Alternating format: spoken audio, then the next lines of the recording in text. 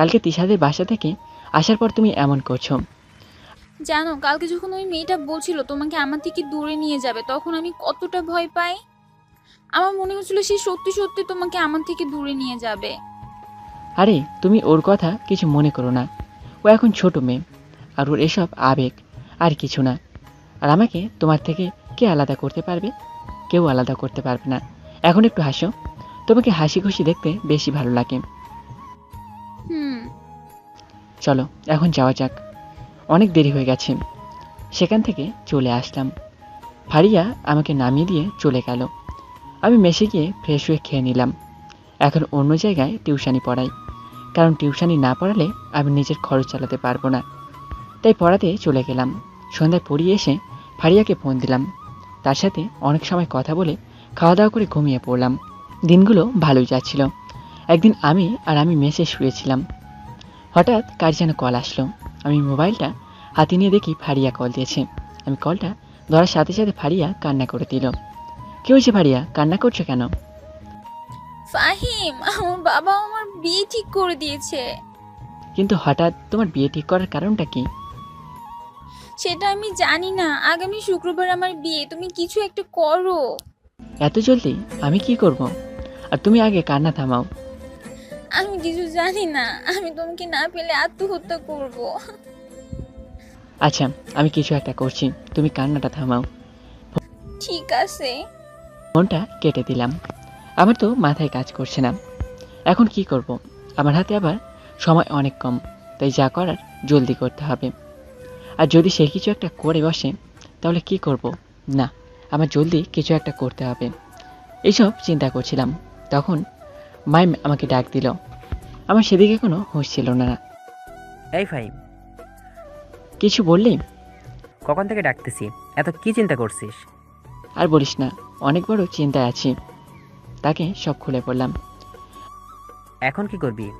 আমিও বুঝতে পারছি না। কিন্তু যা করার জলদি করতে হবে, কারণ সময় অনেক কম আমাদের হাতে।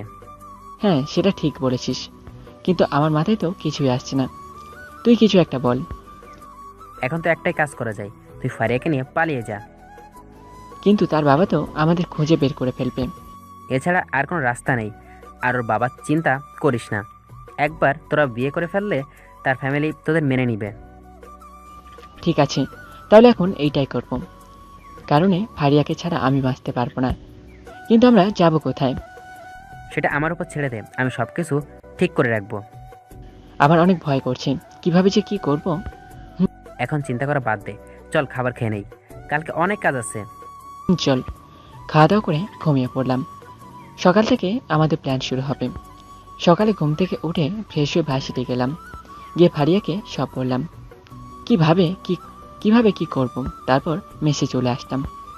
কি রে, সব কি ঠিক করে ফেলেছিস? হ্যাঁ। হ্যাঁ, সব কিছু রেডি আছে। আর এখানে সিলেটের 2টো টিকিট আছে। এখন তুই একটু রেস্ট নে। বিছানায় গা এলিয়ে দিলাম। কিছুক্ষণ ঘুমিয়ে নিলাম। ঘুম থেকে উঠে ফারিয়াকে জলদি ফোন দিলাম যে সে রেডি হয়ে আছে নাকি। তারপর ফারিয়া বাড়ি থেকে রওনা দিলাম। আমার মেসের থেকে 5 মিনিট লাগে। তাদের বাসার সামনে গিয়ে তাকে ফোন দিলাম। ফারিয়া বাসা থেকে বের হতেই আমার বাস স্টেশনের দিকে রওনা দিলাম। জলদি করে বাসে উঠে পড়লাম। বাসও কিছু সময় পর ছেড়ে দিল। আমি চিন্তা করছি কি থেকে কি হয়ে গেল, কিন্তু আমার কোনো চিন্তাই নেই, কারণ আমার ভালোবাসা আমার সাথে আছে। গাড়ি তার আপন গতিতে চলছে। ফারিয়া আমাকে জড়িয়ে ধরে শুয়ে আছে। আমিও একটু ঘুম দিলাম। সকাল 6টার দিকে গাড়ি সিলেটে গিয়ে থামলো। ফারিয়া একটা বোরকা পরে নিল, যে কেউ তাকে না চিনতে পারে। তারপর আমরা একটা হোটেলে গেলাম। রুমে গিয়ে ফ্রেশ হয়ে নিলাম। তারপর ফারিয়াকে রেখে আমি নাস্তা আনতে চলে গেলাম। নাস্তা এনে দুজনে খেয়ে নিলাম। ফাহিম, আমরা বিয়ে কবে করব? বিকেলে গিয়ে করে নেব। আমাকে ছেড়ে কোথাও যাব না তো?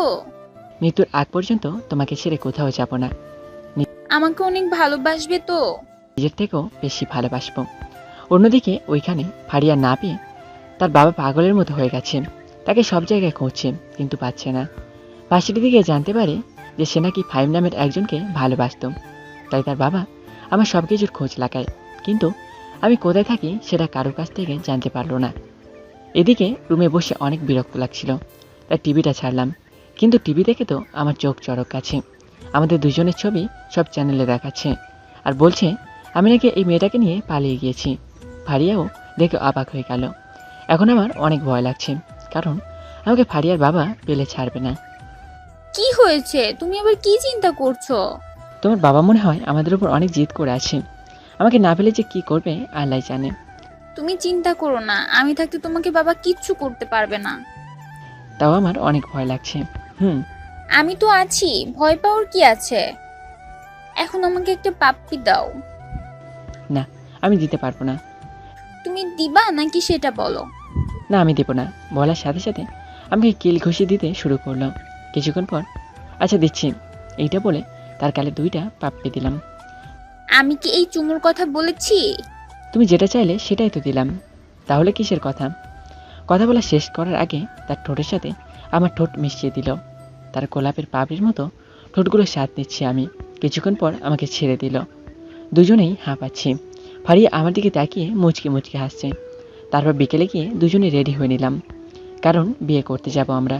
ফারিয়া একটা লাল বেনারসি শাড়ি পরলো, তারপর বোরখা পরে নিল। কাজী অফিসে গেলাম, গিয়ে নিয়ম অনুযায়ী বিয়ে করে ফেললাম। হোটেলে এসে আমি ফারিয়াকে বলে একটু বাইরে গেলাম। একটা চায়ের দোকানে বসে চা খাচ্ছি। তারপর কিছুক্ষণ সেখানে বসে থাকার পর উঠে হোটেলে চলে আসলাম। হোটেলে এসে দরজা ধাক্কা দিচ্ছি, কিন্তু দরজা খুলছে না। কিছুক্ষণ ফারিয়া দরজা খুলে বিছানা গিয়ে বসে পড়ল। আমি দরজা লাগিয়ে দিয়ে যেই ফারিয়ার পাশে বসতে যাব, সাথে সাথে আমাকে ধাক্কা দিয়ে ফেলে দিল। আমাকে এইভাবে ফেলে দিলে কেন? ফেলেছি, বেশ করেছি। কেন? আমি আবার কি করলাম? এইভাবে নতুন বউকে কেউ একলা রেখে যায়? ভুলে গেছে। এখন একটু আদর করতে দাও না সোনা না, তোমাকে আজকে শাস্তি পেতে হবে। আর তুমি 1 সপ্তাহ আমার সাথে কিচ্ছু করতে পারবে না। আর আজকে তোমাকে নিচে ঘুমাতে হবে। পাখি। এমন করে না। আমি তোমার থেকে দূরে কিভাবে থাকবো? আর আমি নিচেই বা কি করে ঘুমাবো? কি আর না, তোমাকে শাস্তি পেতেই হবে। করব? তার সাথে পেরে উঠতে পারলাম না। একটা বালিশ নিয়ে নিচে শুয়ে পড়লাম, কিন্তু ঘুম আসছে না। মনে হয় না ফারিয়ারও ঘুম আসছে, তাই আস্তে করে মাথা উঁচু করে দেখলাম ফারিয়া শুধু এদিক ওদিক ফিরছে। আমি চোখ বন্ধ করে রাখলাম, কিন্তু তাও কোনো মতে ঘুম আসছে না। কিছুক্ষণ পর কারো জড়িয়ে ধরা অনুভব করলাম। আমি বুঝে গেছি যে আমাকে ছাড়া ফারিয়ারও ঘুম আসছে না। আমি অন্যদিক ফিরে শুয়ে আছি, কিন্তু আমাকে আরো শক্ত করে জড়িয়ে ধরল।